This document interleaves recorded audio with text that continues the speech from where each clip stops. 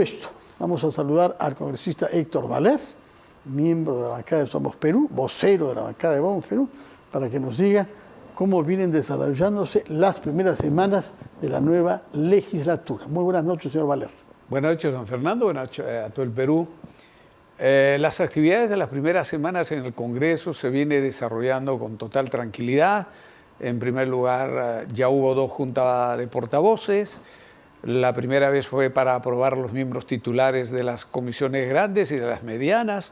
La segunda junta de portavoces era para determinar el número de miembros titulares y las bancadas que se harán cargo de las comisiones, de las 24 comisiones que precisa el reglamento del Congreso. Y en el caso suyo de Somos Perú, ¿qué comisión les corresponde? Nos corresponde la Comisión de Descentralización, Gobiernos Regionales, Locales y Modernización del Estado, don Fernando. Una comisión. Una comisión. ¿Y va a ser presidida por? Hemos propuesto al congresista Hitler Saavedra Castornoque, él es médico de profesión, elegido por la región de Loreto.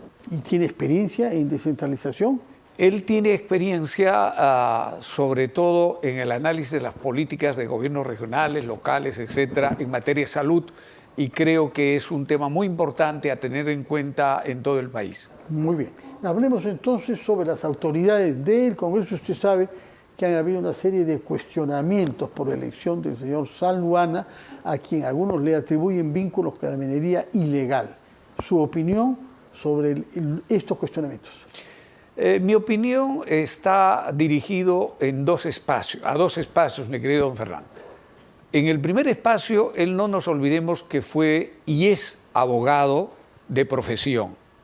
Por tanto, en épocas que no ejercía función pública, ejercía el libre ejercicio de la profesión de abogado, por tanto, podía ser abogado de cualquier empresa o persona natural. Y en ese sentido, al ser un ciudadano de la región de Madre de Dios viviendo allá, lógicamente que sus clientes fueron mineros informales y como también mineros seguramente que tenían alguna conducta atribuible a la conducta dolosa, pero que después la Fiscalía los archivó, como ha manifestado esta mañana el señor Salwana.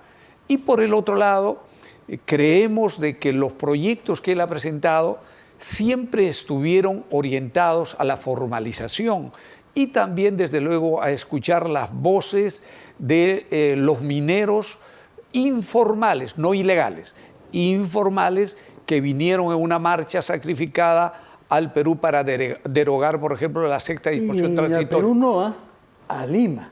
A Lima, perdón. No es lo mismo. Sí, a Lima. Muy bien. A Lima, don Fernando. De acuerdo. De manera que no tiene ninguna duda sobre la idoneidad del señor Eduardo Salwana para cumplir sus funciones. Hasta el momento no, por el contrario, creemos que es un hombre de vasta experiencia parlamentaria, además de conocer... 34 años hace que fue elegido la primera vez, ¿no? Así es, además de conocer el sistema jurídico nacional por haber sido ministro de Justicia. Sí, yo creo que es de los congresistas el que más experiencia tiene, ¿no? Así es, don Fernando, esperamos que su labor congresal sea apoyado por todos los congresistas, toda vez que necesitamos recuperar el prestigio del Congreso. Entre tanto, el señor Salwana ha dado muestras de independencia al poner en cuestión el procedimiento por el cual se otorgó una pensión vitalicia al expresidente Alberto Fujimori.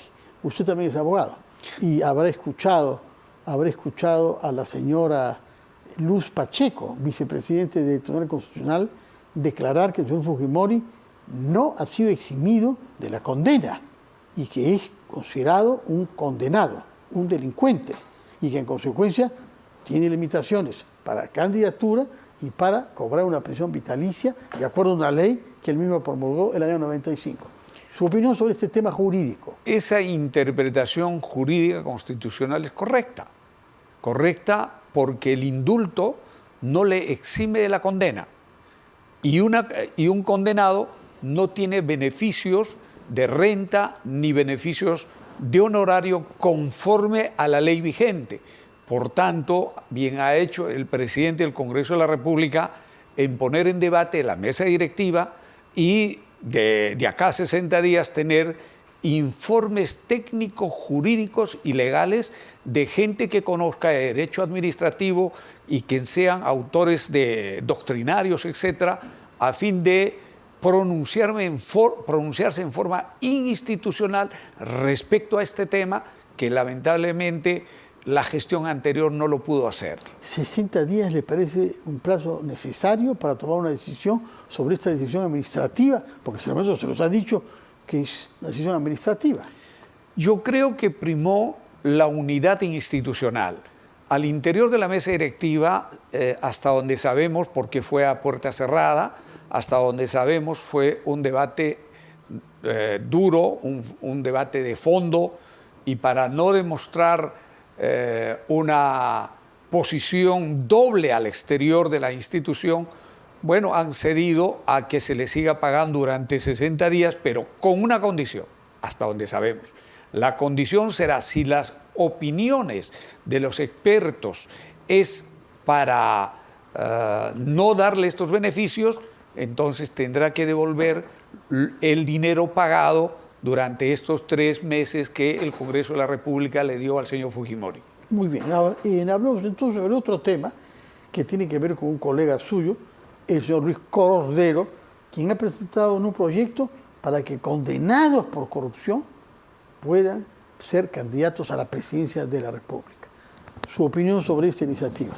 Luis Gustavo Cordero Jontay es un congresista más de la República y es miembro de la bancada Somos Perú. En este momento, todos los congresistas podemos proponer cualquier tipo de proyecto. ¿Pero no coordina con su colega de Somos Perú, sí, con usted que es el vocero? Sí, he firmado también, hemos coordinado.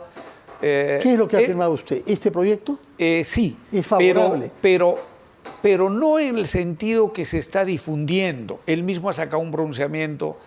Él lo que está modificando es, de acuerdo a su propuesta, que creo que no pasará en la Comisión de Constitución. ¿Pero la ha firmado usted?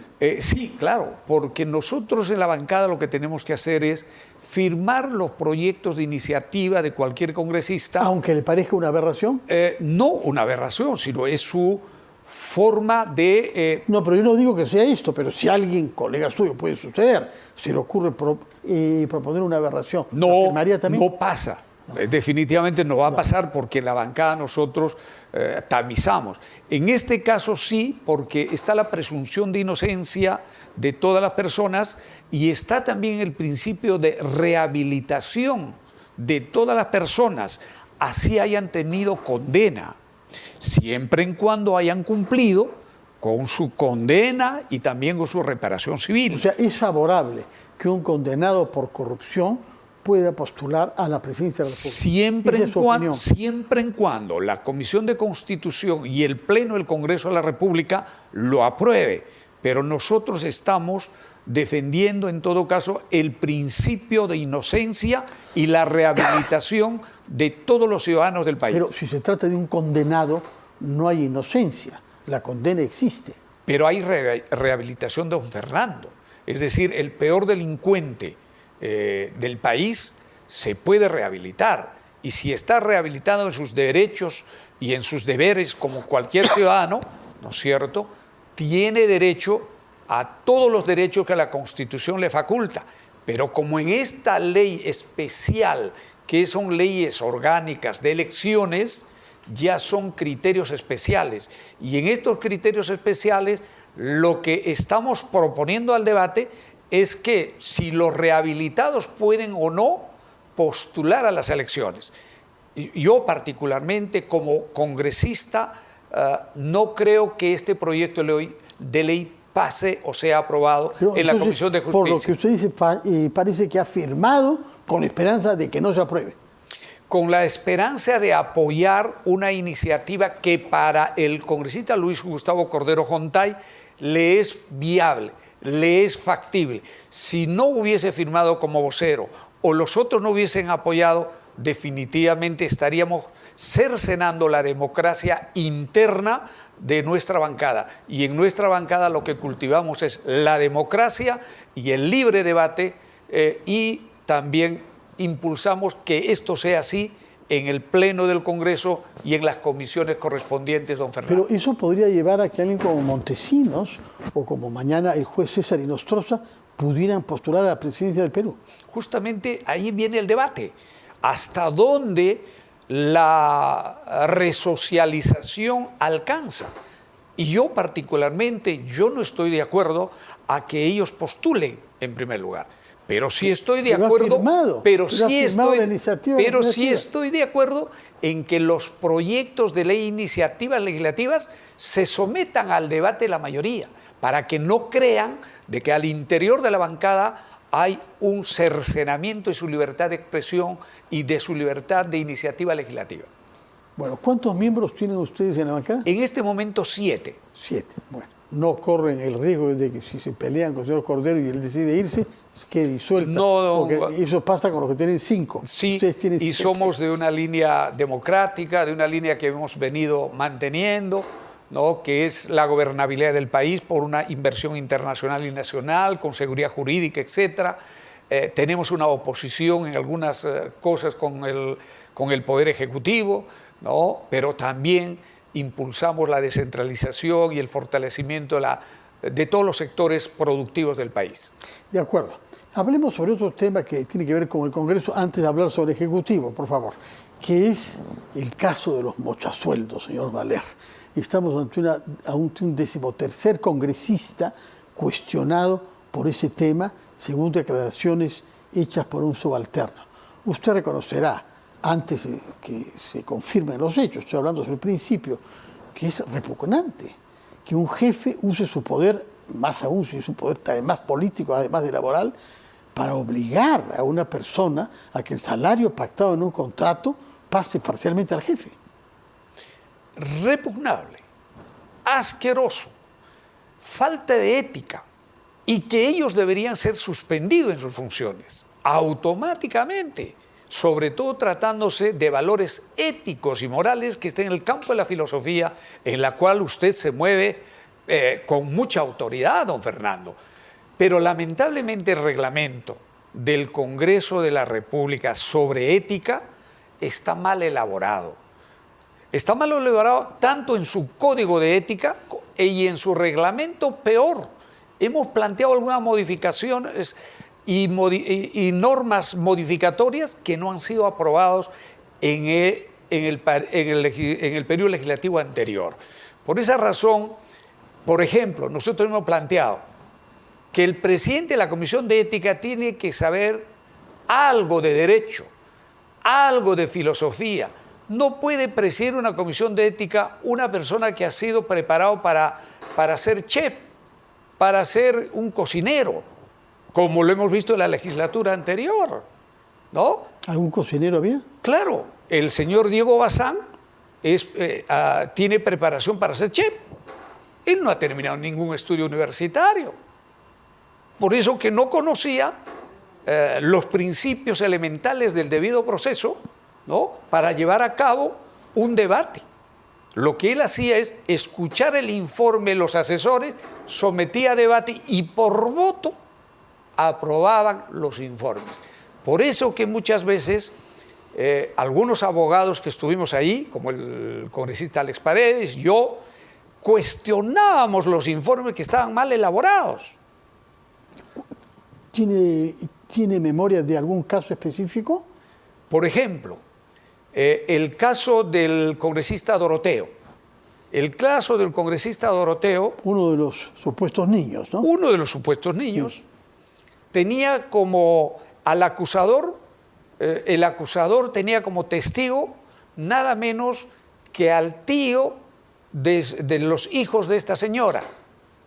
Y cuando se ventiló en la Comisión de Ética que había sido un exfiscal y a la vez había sido trabajador del Congreso y a la vez esta congresista le echaba la culpa al señor Doroteo sobre algunos recortes económicos, ¿no? Este señor que había trabajado para el señor Doroteo nunca había dicho que era familiar de esta señora. Al final resultó siendo abogado, resultó siendo familiar y construyó pruebas falsas contra el señor Doroteo Y con esas pruebas falsas lo incriminaron en ética y yo prácticamente esclarecí los hechos. A pesar de ese esclarecimiento, lógicamente lo sancionaron con una llamada de atención, ¿no? Porque no habían pruebas y elementos probatorios contundentes para sancionar. En consecuencia, una persona que no está preparado para investigar científicamente, como en el caso del señor Diego Bazán y otras personas que hacen miembro de la Comisión Ética, ¿qué opinión jurídica o ética o moral podrían tener si no están preparados para Ahora, poder no discernir uno lo bueno de lo conozca mucho malo? el derecho que tiene una rectitud moral. ¿Quién? Y no es porque uno esté preparado jurídicamente como abogado que tiene garantizada la rectitud moral. No, de hemos ninguna visto manera. eminencias del derecho capaces de hacer cosas indebidas. Claro, pero en materia de investigación, don Fernando, hay que tener elementos para respetar el debido proceso. Hay que tener una formación académica, por lo menos, para llevar adelante una investigación y esclarecer los hechos, porque de eso se trata. ¿A qué atribuye usted que este Congreso tenga tan poco aprecio por parte de la población? Hemos batido récords. En parte tiene que ver con todas estas revelaciones, con estos comportamientos y otros, blindajes, mal funcionamiento de la Comisión de Ética y demás. Pero hay un problema con la selección de los candidatos en los partidos, incluso en partidos antiguos como Acción Popular, porque hemos visto lo que pasa con esa bancada, ¿no? Desde luego.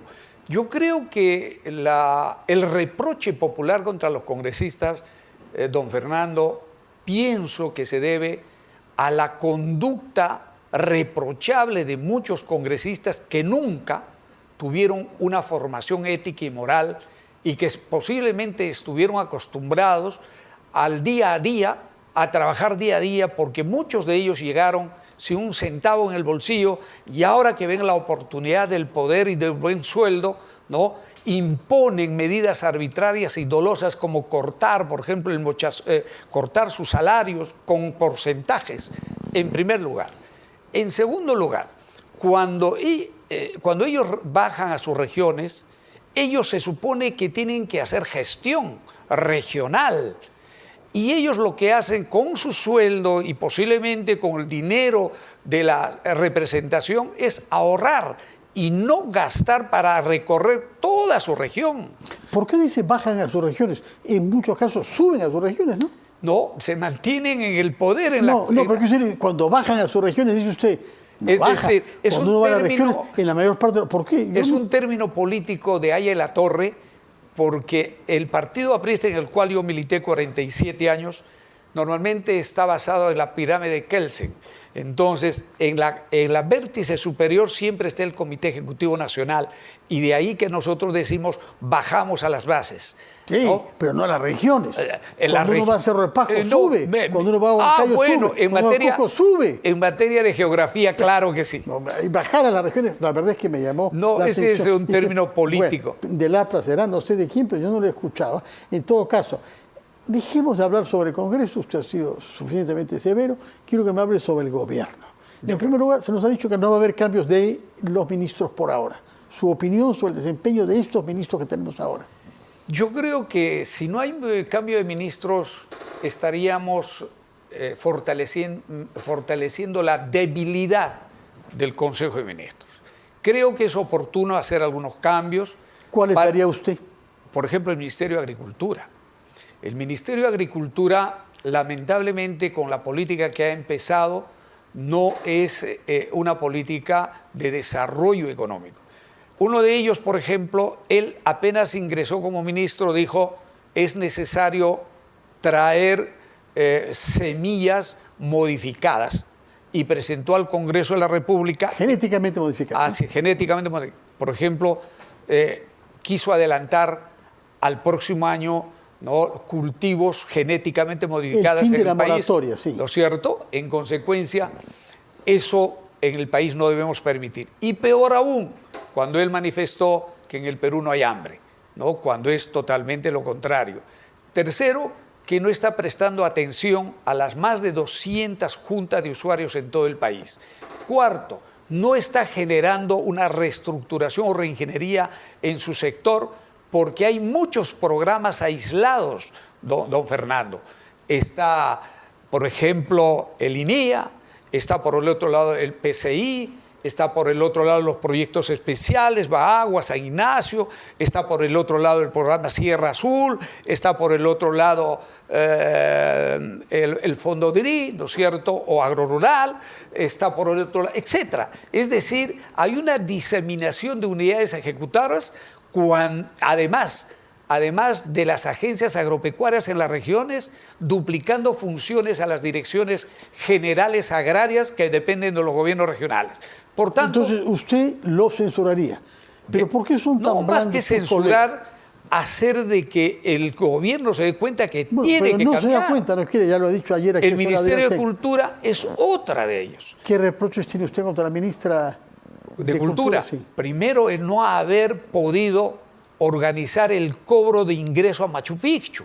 Lo han hecho finalmente, ¿no? ¿De acuerdo? No, hasta ahora no, don Fernando. No sé, ya hay una plataforma digital y 1000 boletos más para el pueblo Machu Picchu. Supuestamente la plataforma digital que está funcionando eficientemente desde el Ministerio de Cultura no es tal, porque está agravando los ingresos y el fortalecimiento de las pequeñas empresas turísticas del Cusco. Pero no solo eso, acaban de agredir o atentar contra un patrimonio cultural universal que es la piedra de Sayhuite. La piedra de Sayhuite que estaba en las tierras de mi padre, sí. ¿No es cierto? Apurimeño. A Banquino, sí. Le han puesto un techo de paja, lo que nunca tuvo don Fernando, y la piedra está teniendo hongos y se está descascarando. O sea que por protegerla del sol o de la lluvia a una piedra de más de 500 años le están haciendo daño. Le están haciendo daño. Le han puesto un techo de paja. ¿Y ha presentado una queja usted? Así es, usted don como Fernando. apurimeño, ¿no? Así es, así como he presentado la queja contra el atentado al hospicio, ¿no es cierto?, de hace pocos días por el Congreso de la República a un patrimonio cultural, igual presenté la denuncia. ¿Ante quién presentó la queja usted? ¿Ante su colega presidente del Congreso? ¿De Salvador? cuál? ¿Del hospicio? Sí. No, yo presenté ante el Ministerio Público y también ante la Contraloría General de la República, ante la Municipalidad de Lima y en el caso de la piedra de Sayhuite ante la señora Ministra de Cultura, pero no solo eso, sino también Cuelap está abandonado. En consecuencia, la señora Ministra de Cultura hace rato que ha debido repotenciar la industria de la cultura. De acuerdo. Pregunta final. Nos ha hablado sobre 2 ministros que usted reemplazaría. Su opinión sobre la gestión de la presidenta Dina Boluarte. Muy mal, por 2 razones. Primero, por su conducta reprochable, dolosa de corrupción. Hay que esperar que se confirmen los hechos, ¿no? No, estamos ante hechos presuntos. Pero yo creo que más que presuntos están confirmados, don Fernando. Un préstamo es una dádiva para conseguir un presupuesto para una región como lo ha hecho el señor Oscorima. Un préstamo. Si es de donación, peor aún, es mucho más grave. Esa es la primera razón. La segunda, la segunda es que no tiene claro cómo gobernar el país. ¿Dónde ve usted la principal deficiencia de su gestión política? En el sector del desarrollo económico con criterio social. Por ejemplo, hemos debido hace rato impulsar la inversión internacional para poder destrabar los proyectos mineros. Segundo, hay que impulsar la modernización y también la formalización de las 600 navieras de pesca artesanal que tienen duplicidad de placa en Piura. Bueno, estamos viendo lejos. La próxima vez hablaremos con más detalles sobre ese tema pesquero. En todo caso, muchas gracias por su presencia acá y por haber hablado con la misma severidad sobre sus colegas en el Congreso que sobre los ministros miembros del Ejecutivo. Gracias, señor Héctor Valer, vocero de la bancada de Perú, muchas gracias por su presencia y por sus declaraciones. Llegamos al fin de nuestro programa, deseándoles que pasen una feliz noche, que se queden en RPP Televisión. Mi colega Maritza Sáenz está lista, como cada noche, para presentarle las noticias. Por mi parte será mañana a las 7 que tendré el gusto de volver a dirigirme a ustedes. Y entre tanto, que pasen una feliz noche y un